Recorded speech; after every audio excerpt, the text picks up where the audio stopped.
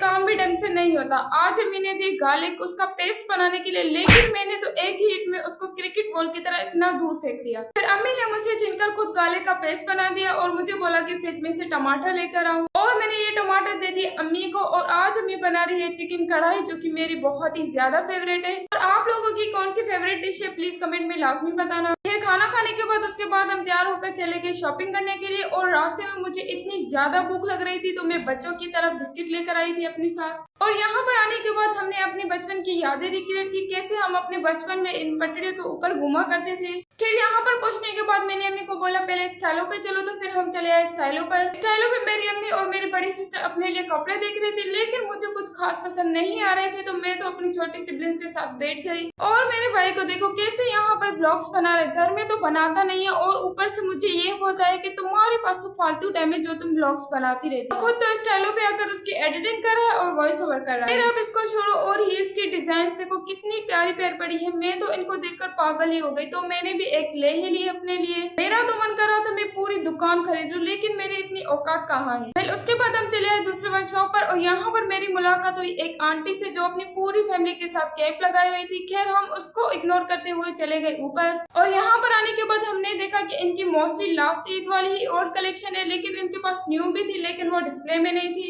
तो फिर ये अंकल मेरी सिस्टर को न्यू कलेक्शन दिखा रहे थे, लेकिन मुझे तो बिल्कुल भी पसंद नहीं आए। जब भी मैं आती हूँ मुझे इन तीनों लड़कियों का पोस्ट समझ में नहीं आता कि दिखाना क्या चाहती है। शॉपिंग करते करते हमें इतनी ज्यादा भूख लग रही थी, तो घर आने के बाद हमने कुछ ऑर्डर कर दिया।